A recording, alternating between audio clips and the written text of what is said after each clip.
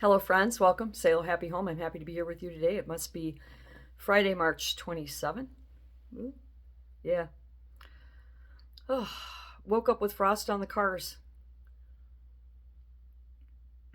And yesterday it was, you know, like very cold outside, like in the 40s. Day before was in the 70s. Just crazy weather. But I don't want to talk about the weather. That's not what I want to talk about today. What I want to talk to you about is it seems very convenient that the senators, that the politicians are finally in the final hour here, the 11th hour, they call it, agreeing to some kind of funding package to open the government back up on the day that they are all planned to leave to go on their spring break vacations. Yeah, when it affects them directly, now they're all sorts of on board with getting things passed, which tells me two things. That one, they had the ability to pass it all along. They just wanted people to hurt because they're bad, bad humans. And they are trying to stall any exposure to their theft and fraud of the American people's money, and that they care nothing about the American people.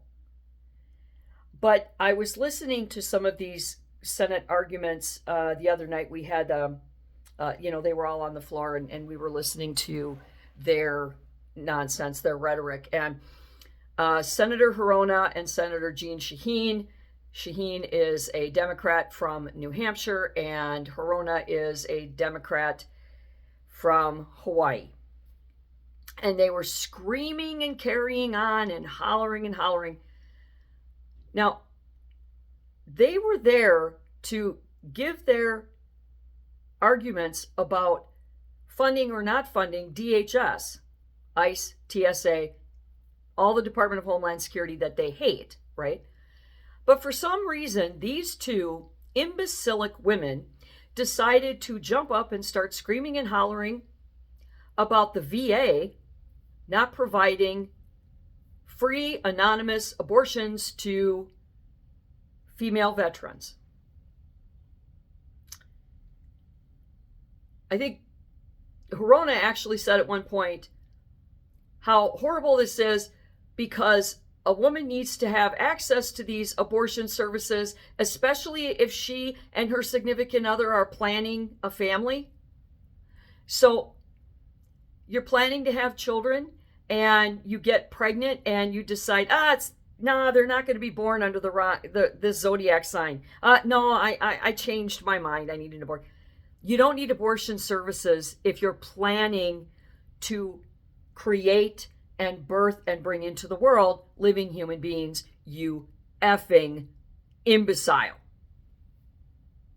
That being said, I thought, well, what is she talking about anyway? Well, what she's talking about is in 1976, there was an amendment to the Constitution, a law enacted called the Hyde Law, and it was put into existence by a then Republican senator named Henry Hyde.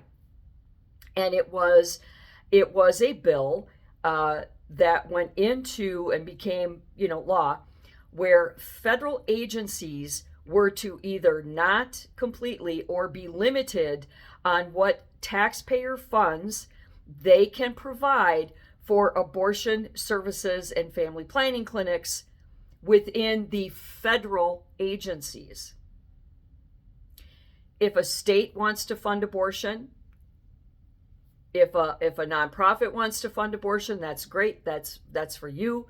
They're giving all of that control to the states because the feds are not supposed to be involved because everybody's tax dollars are affected. And there are too many people that are against abortion or are not comfortable knowing that they're working every day and paying federal taxes to have their dollars go toward abortion, especially if they are very pro-life. So to be fair to all Americans, these laws and rules were enacted to prevent the federal government from appearing to take sides of an issue, one side or the other. If you fund this with federal tax dollars, then You've got a serious problem with the taxpayers who are against abortion because they don't believe in it. It is a moral issue. It is a religious issue. It is a social issue. It is a personal issue. It is a big issue. Nonetheless, so the VA, Medicaid, Medicare, all of these agencies that provide medical care on a federal level to people federally, they can't get in the middle of the abortion, the abortion debate, the abortion argument. They can't get in the middle of that. And the VA is part of that cluster of federal agencies, the Health and Human Services Division, Medicaid, Medicare, the VA. There was a couple others. The Department of Education, and the Department of Labor as well. These are organizations, these are agencies within the government that are federally operated, federally funded, and federally mandated, which means they get everybody's tax dollars, no matter where you stand on any issue, and they use them as they see fit. That's why abortion is not allowed to be funded by any of these agencies, because it's everybody's dollars. If the VA was a private agency that was not state or federally funded, they could do what they want, however they want. Unfortunately, they are not. Rape, incest, life danger of the mother are all protected with the VA and all other of those agencies.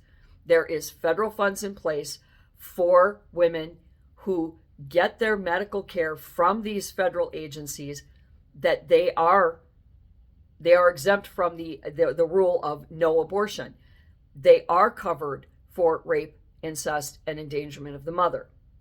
So the part that won't be funded and isn't funded with the VA and all of these other agencies is if you recklessly have sex and you recklessly get pregnant and you are not prepared, or you don't want, or you don't care about the life of that baby, and you go to kill it.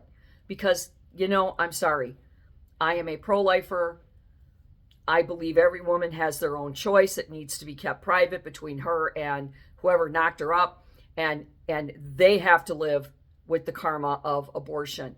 I will tell you, though, someone very, very close to me in my childhood had an abortion, and that woman was destroyed. She had a massive emotional breakdown, and her life was destroyed from that day on until the day that she died very early.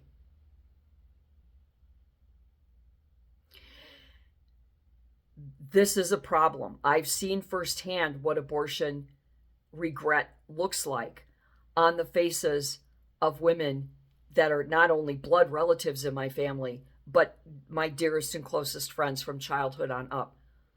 I've seen firsthand abortion regret. And so because of that, and because I actually, as much as I despise most of the humanoids walking on the planet, I believe that there are good people, and I believe that every life is worthy of living. That aside, why they would put this in the DHS funding is completely beyond me, except that some of these agencies, ICE, TSA, and etc., they have military ties, they have all these other ties, and that's probably why they're slithering this issue in there and trying to guilt the government to start funding choice abortions. We got to get real. Abortions, you choose to, even if it's incest, rape, or endangerment of the mother still has a choice whether to go through with the pregnancy or not. My mom had cancer. When they discovered she was pregnant with me, she also had cervical cancer in her reproductive organs. And she still chose to carry me to term and bring me to life. Now, there are days I'm like, oh, God, man, why didn't you make a different decision? Things get really hard. But she made that decision, and I'm thankful for that. I'm here, and I'm grateful to her for that decision. So there are women in those cases that actually do choose to risk and take their chances.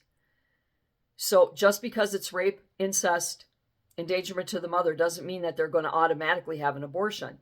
It means that they can choose. They are given a choice, and if they choose abortion, they will be covered by federal funds under the federal government. So I think we need to get real about abortion, and I think we need to get real about what it is. There is a fourth abortion: rape, incest, endangerment of the mother, and choice abortion. If you choose to make excuses and choose to put your horny hormones ahead of doing something responsible, it's like drinking or doing drugs. People aren't, you choose, and there are people that have been recovering alcoholics and drug addicts for decades and decades for the remainder of their life. And it's hard. It's hard every day. I used to be a smoker. I quit cold turkey in 1994. That first year, I went into such a massive depression that, I was filled with morose because I wanted those cigarettes so bad. And today, 32 years later, and I still, under certain stressful situations, I still want that cigarette. It never goes away. But neither does your choice, your free will choice to do the right thing, not pick up that cigarette, not pick up a cigarette, not have cigarettes, not, find some other thing. It's the same thing with drug and alcohol. You choose, and if you are too weak-minded to make the right choices, then you need therapy and counseling and support to bring your emotional maturity up to a point where you can understand that you have the will and the inner strength not to do the wrong thing. It is wrong to have unprotected sex. If you are drunk, if you are high, if you get into a car with a bunch of men and you're wearing a miniskirt and floss on your tits, and you're drinking and drugging, and you keep saying, no, I don't want to have sex with you, and you get pregnant, those are reckless choices that you make that caused the creation of a life. And now you are accountable for that. And if you choose to kill your unborn child because of bad choices you make, how easy is it for you to continue doing that? It's like people who dump their animals at the shelter or put their senior dog down because they're just too damn lazy or disinterested in fulfilling that lifetime commitment that you made to that dog or that cat. And we know that because of technology and science and all the advancements, that dogs and cats are living decades longer than they ever did before. So that commitment is going to be huge, just like with the kid. You promise to bring that child into the world, you're promising to be that child's parent for their entire life until yours comes to an end. It doesn't stop when they turn 18. We need to get real about why women just choose to have unprotected sex and choose to kill an unborn child as opposed to thinking logically and responsibly. If you can't afford a child, if you are not in a, if you are, you don't think you can have a child without the husband there or the father there, if that father's a bad person, if you financially can't afford this kid, if you are not willing to give that commitment to your kid, and that's okay. There are many people who do not want children. They do not want that commitment. They are not people that feel good about being a parent, that it's just not in their life equation, and that is absolutely fantastic. They know this, and they take steps to prevent children from coming into their lives. They get their tubes tied. They get vasectomies. They abstain from sex or abstain from unprotected sex.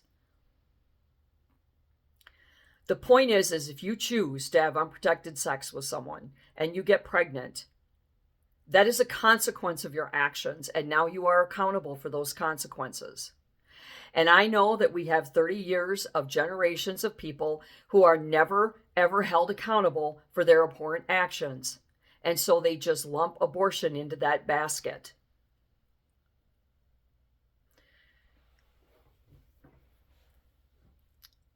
But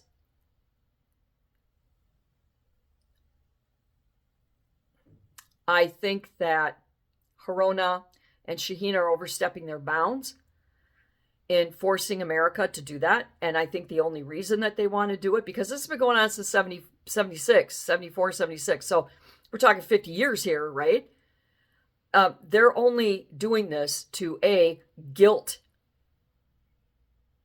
the government into reopening, or because they are so evil and vicious that they want to suck American taxpayers dry to pay for this service willy-nilly, no accountability, no reasons, no nothing, just, well, I got knocked up, now I'm going to go kill it. I think they're doing it because they hate Americans so badly, because they hate Christians so badly, in particular, because Christians are primarily they're the major source of religion here, and they have a lot of pro-life feelings. I think that they just want to take tax dollars from Americans that are pro-life or Americans that are religious because they hate America so badly. It's not about protecting women veterans. It's about hating America. And we have to get real with that. So get real. There is a fourth option called choice abortion, where you choose to do the wrong thing.